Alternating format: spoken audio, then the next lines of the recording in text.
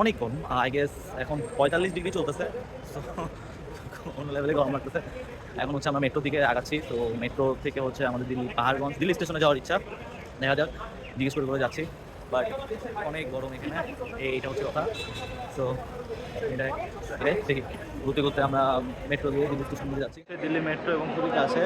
তো আমরা ওই জায়গা থেকে বের হয়েছিলাম এবং হাঁটতে হাঁটতে জাস্ট 2টা মিনিট। এদিকে হচ্ছে দিল্লি মেট্রো। তো দিল্লি মেট্রোর দিকে যাচ্ছি। তো মেট্রো থেকে ডাইরেক্ট টিকিট পাওয়া যায় হচ্ছে দিল্লি স্টেশনে। তো এটার জন্যই ওকে। আমরা হচ্ছে নিউ দিল্লি মেট্রো স্টেশন পর্যন্ত আমরা টিকিট কেটে ফেলেছি, যেটা আমাদের 60 রুপি করে পড়েছে। তো নিউ দিল্লি মেট্রো স্টেশনে যাওয়ার রিজন হচ্ছে যে নিউ দিল্লি মেট্রো স্টেশন থেকে আমরা তার পাশে নিউ দিল্লি রেলওয়ে স্টেশন, যেখান থেকে আমাদের সন্ধ্যায় জম্মুর উদ্দেশ্যে ট্রেন রয়েছে। এবং হচ্ছে যে দিল্লি মেট্রো খুবই হেল্পফুল, মানুষজনকে জিজ্ঞেস করলেই কোথা থেকে টিকিট কিনতে পারবো, কোন রাস্তা দিয়ে যাব বললেই দেখিয়ে দেয়, এবং সাইনবোর্ড দেখে আপনারা নিজেরাও বুঝে নিতে পারবেন আসলে।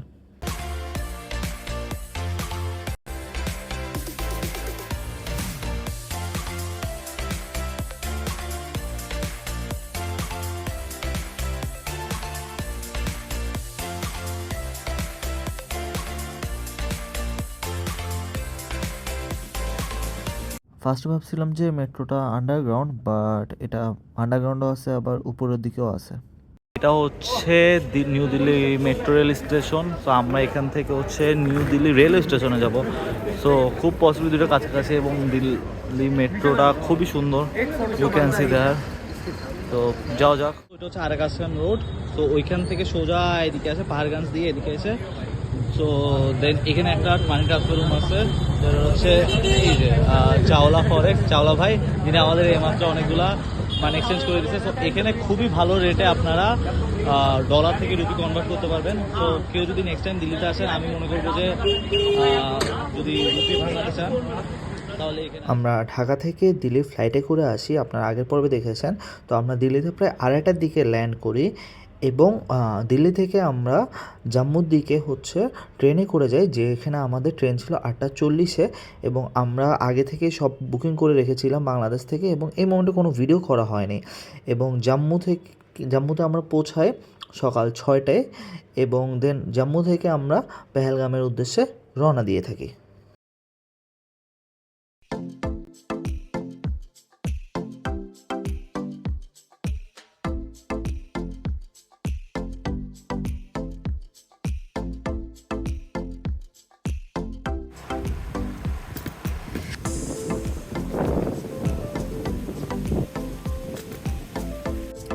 আমরা হচ্ছে এখন জম্মু থেকে কাশ্মীরের দিকে যাচ্ছি। আমি খুব টায়ার্ড, জার্নির উপর আছি। সকালে এখানে অনেক বাতাসও, এবং আমি জাস্ট মোবাইলের এটাতে ভিডিও করতেছি। আমার কোনো হচ্ছে মাইক নাই, I should have bought a mic.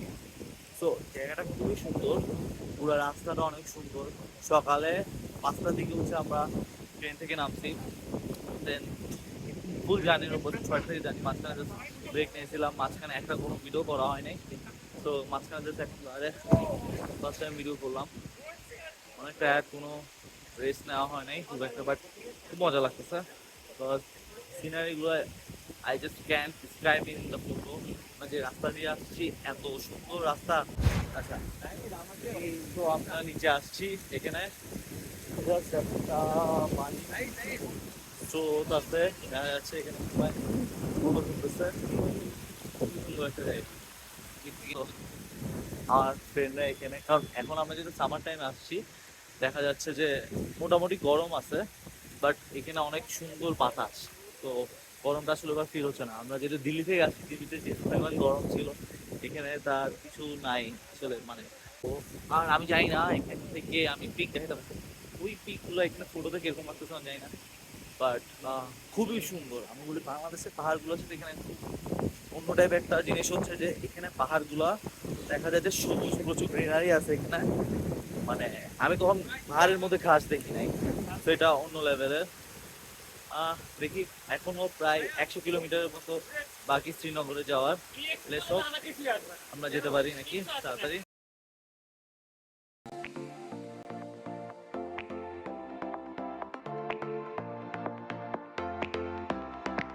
আচ্ছা আমরা হচ্ছে যে এখন আমাদের ফুল প্ল্যান চেঞ্জ করে হয়ে গেছে জাহাঙ্গীর ভাইয়ের জন্য। জাহাঙ্গীর ভাই আমাদের যাওয়ার কথা ছিল শ্রীনগরে, এখন আমরা যাচ্ছি পেহেলগামে। জানি না পেহেলগামে আজকে রাতে স্টে করবো, এর পরের দিন পেহেলগাম ঘুরবো। ফুল প্ল্যান চেঞ্জ হয়ে গেছে। নিচে আমার বন্ধু ক্লাস খাচ্ছে, ওর কোনো কাজ নাই, সারাদিন খায়। ও জানে না পেহেলগাম কি শ্রীনগর কি। আমরা একটা টানেলের ভিতরে, আমরা অলরেডি 10 মিনিট ধরে টানেলে যাচ্ছি, টানেল শেষ হচ্ছে না। এটা হচ্ছে আমাদের সেকেন্ড টানেল যেটা দিয়ে যাচ্ছি। এর আগে আরেকটা টানেল ছিল যেখানে প্রায় 12 কিলোমিটার টানেল ছিল, এটাও আই গেস এর থেকে বড় হবে। তো দেখি আমি টানেলটা দেখাই। আর এখানে পুরো রাস্তায় যাওয়ার মতো অনেকগুলো টানেল পড়ে, বাট এটা হচ্ছে সেকেন্ড মোস্ট টানেল যেটা অনেক বড়। এছাড়া ছোট ছোট অনেকগুলো টানেল থাকে, আর টানেলগুলো খুবই সুন্দর হয় দেখতে।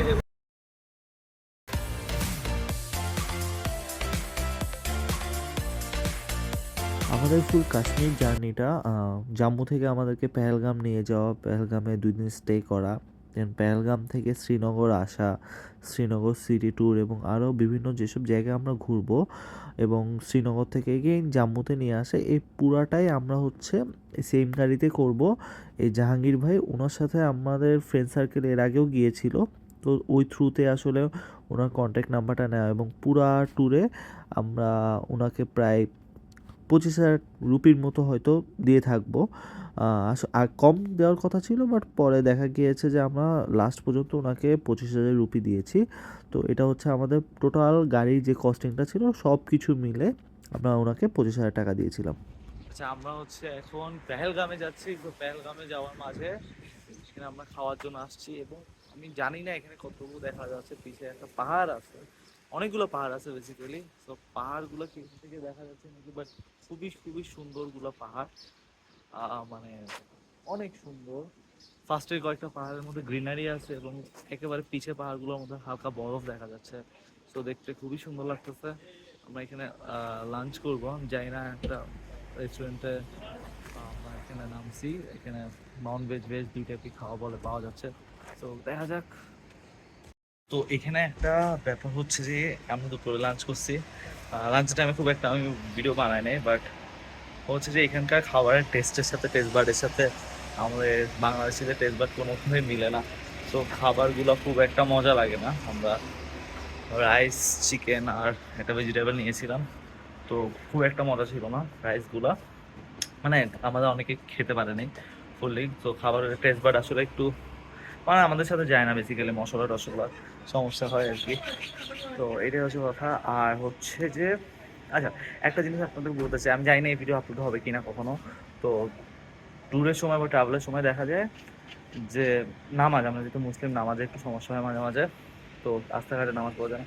তো এখানে আমরা বেসিক্যালি রেস্টুরেন্টের যে সুবিধা ছিল, এই যে 2 তলায় আমরা সেকেন্ড ফ্লোরে আছি, তো সেকেন্ড ফ্লোরে একটা রুম ছিল, তো নামাজের ব্যবস্থা ছিল।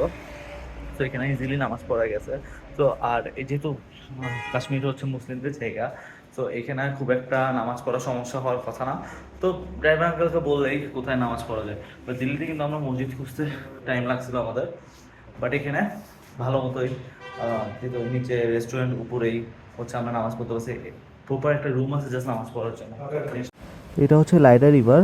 কাশ্মীরের মোস্ট অফ দ্য জায়গায়, বেসিক্যালি পেহেলগামে পুরোটা জায়গা জুড়ে লাইডা রিভার আছে। তো আমরা একটা জায়গায় একটা স্পট দেখে গাড়িটা থামিয়ে একটু কিছুক্ষণ বসেছিলাম। আচ্ছা দেখেন যে জায়গাটা সিঁড়ি দিয়ে নামতেছি, জাস্ট একটা জায়গা, পানির স্রোতটা এত সুন্দর, এত সুন্দর। এখানে বসে জাস্ট যদি এক কাপ চা খাওয়া যায়, তো এটা থেকে বেস্ট ফিলিংস আর কিছু হতে পারবে না। জাস্ট র্যান্ডমলি রাস্তার পাশে একটা পানির স্রোত, খুবই সুন্দর একটা জায়গা। খুবই সুন্দর। এই জায়গাটা হচ্ছে আপনার পেহেলগামের সিটি সেন্টারের মতো বলতে পারেন। এখানে আমরা বন্ধুরা হচ্ছে হোটেল খুঁজতেছিলাম বেসিক্যালি। প্রায় 2 ঘন্টা 1-1.5 ঘন্টা হচ্ছে আমরা হোটেল খুঁজছি। তো আমরা প্রথমে যে হোটেলগুলোতে আসছিলাম, আমরা সিটির দিকে হোটেল দেখছিলাম, তো সিটির দিকে হোটেলের দাম অনেক বেশি ছিল। পরে প্রায় 1-1.5 ঘন্টা ধরে খুঁজে করার পরে আমার বন্ধু এই তো পিছিয়ে অনেক কিপটামি করছে। সো ও হচ্ছে কিপটামি করতে করতে অনেক কম রেটে আমাদের জন্য একটা হোটেল ঠিক করছে। সো হোটেলটা একটু গ্রাম, মানে হালকা গ্রাম সাইডে, শহর থেকে হচ্ছে 2-5 মিনিট আগে হোটেলে এখানে ঠিক করছে। একটু দেখাই, তো হোটেলটা হচ্ছে আমি দেখতেছি না এখানে, এটা ও hotel Snow View something, but best part about the hotel is that এটা হচ্ছে আমাদের হোটেল, আপনি দেখতেছেন কিনা। তো এটা হচ্ছে আমাদের hotel, not a fancy one, but চলার মতো, কারণ আমরা স্টুডেন্ট মানুষ, খুব লো বাজেটে চলবো। মেইনলি আমরা এখানে খাওয়ার জন্য এক্সপ্লোর করতে রাজি আছি, খাওয়ার জন্য টাকা খরচ করতে রাজি আছি, বাট অ্যাকোমোডেশন ঠিক আছে, যে যেখানে আমার হচ্ছে গরম পানি ফ্যাসিলিটিস থাকবে, ওয়াইফাই থাকবে, আর রাতে থাকবে, কজ কালকেও আমরা থাকবো, 2 রাত থাকবো বেসিক্যালি। সারাদিন তো বাইরে থাকা হবে, জাস্ট রাতে এসে হচ্ছে স্টে করা হবে, তো ওইটার জন্য খুব একটা বেশি এক্সপেন্স ক্রিয়েট করতে চাচ্ছি না। আর আমরা এমন সিম কিনেছি যেটা তো হচ্ছে আমরা আনলিমিটেড ডাটা থাকে, so wifi was not the issue. তো আচ্ছা, যেই জিনিসটা বলতেছিলাম আমরা, যে জিনিসটা হচ্ছে বেস্ট পার্ট আবার দ্য হোটেল দ্যাট, সো এটা আমাদের হোটেল, এবং আমি যদি একটু ঘুরি, সো এটা হচ্ছে আমাদের হোটেলের উইন্ডো থেকে ভিউ, যেটা হচ্ছে সুন্দর। আমি যদি হোটেলের ভিতরে ঢুকে আবার হোটেলটা নিয়ে রিভিউ দিব, হোটেল রুমগুলো কিরকম, তো তখন আমরা দেখতে পারবো আরো সুন্দরভাবে। আচ্ছা, আমরা হোটেলে আসছি, এখানে হোটেলে, আচ্ছা এই দুইটা হচ্ছে আমাদের রুম। তো এটা একটা রুম, এটা একটা রুম, আমি একটু দেখাচ্ছি ভিতরে রুমগুলো। অ্যান্ড এটা হচ্ছে আমাদের রুমের উইন্ডো থেকে ভিউ। আচ্ছা, এখন হচ্ছে আমরা বের হব। তো আজকে কেন জানি বেলগামে বৃষ্টি পড়া শুরু করছে, তো আমরা বের হওয়ার আগে অলরেডি হচ্ছে 7:30টার মতো বাজে, 7:30 8টার মতো বাজে, এবং এখানে 9টার মধ্যে সব 9টা 10টার দিকে সব শেষ হয়ে যায়। তো হঠাৎ করে বৃষ্টি পড়া হচ্ছে, and for the fun part, যে সবাইকে বলেছিলাম যে ছাতা নিয়ে আসতেছে, ছাতা নিয়ে আসতে, এবং ডেফিনেটলি প্রথম দিনে আমাদের কাজে লাগতেছে এই ছাতাটা, so I think it's a good move. Dinner করে এসে আমরা পেহেলগামের এই মনোমুগ্ধকর দৃশ্য দেখে দেখে আমাদের সেদিনের রাতটি সমাপ্ত করি, এবং পরের দিন আমরা পেহেলগামের বিভিন্ন ভ্যালি ঘুরে দেখব। Till then, subscribe to my channel and hit the bell icon.